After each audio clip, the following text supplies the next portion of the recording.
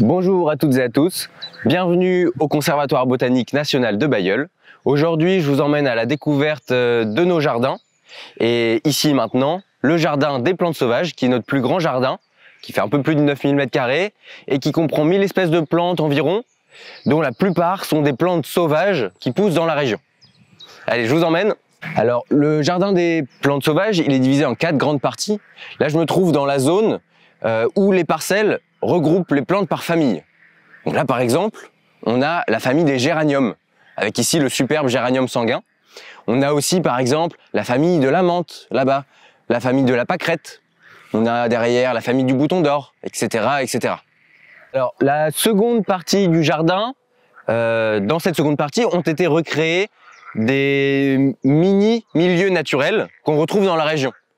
Par exemple, juste ici, vous avez une prairie de fauche typique. Vous avez ici une petite pelouse calcicole. Vous avez une petite dune avec une arrière-dune qui ont été recréées. Une mini tourbière, une mare derrière. Peut-être pour ça que vous entendez dans mon micro les grenouilles qui chantent d'ailleurs. Et donc on retrouve les végétations typiques de ces milieux qui ont été reproduits en miniature en fait. Dans cette partie du jardin, on retrouve dans chaque parcelle des plantes regroupées par thématique.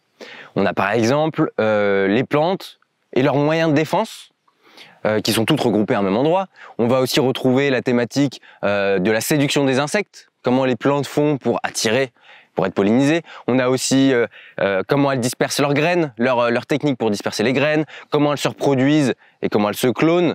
Voilà, différents thèmes qu'on peut retrouver et qu'on retrouve d'ailleurs sur le plan quand vous venez visiter les jardins. On vous donne un plan qui vous détaille justement chaque thème de parcelle.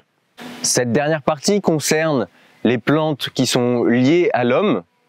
Alors par exemple, on a une parcelle sur les plantes toxiques, sur les plantes comestibles. On a aussi une parcelle sur les plantes qui ont été utilisées dans le passé agro-industriel de la région. Je pense au houblon, aux pavots somnifères.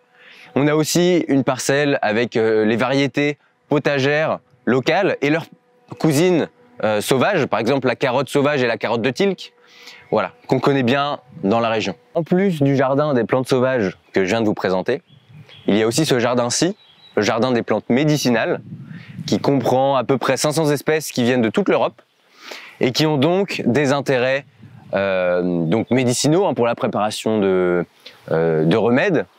Ça peut être des intérêts aromatiques, culinaires, mais aussi des plantes toxiques. Voilà, on retrouve tout un tas de choses dans ce jardin, qui sont précisées d'ailleurs sur les étiquettes des plantes. Et donc vous pourrez le visiter tranquillement. Il est assez apaisant comme jardin, avec des petits bancs si vous voulez juste venir vous asseoir, écouter un peu les oiseaux, qu'on a en grand nombre ici, prendre quelques photos, dessiner les fleurs, que sais-je. Les jardins que je viens de vous présenter sont accessibles en visite libre toute l'année du lundi au vendredi. Vous retrouverez toutes les informations à la fin de cette vidéo.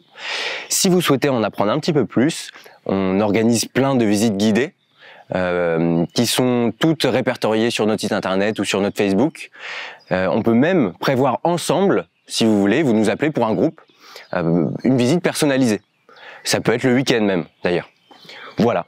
À bientôt pour des visites au Conservatoire botanique national de Bailleul.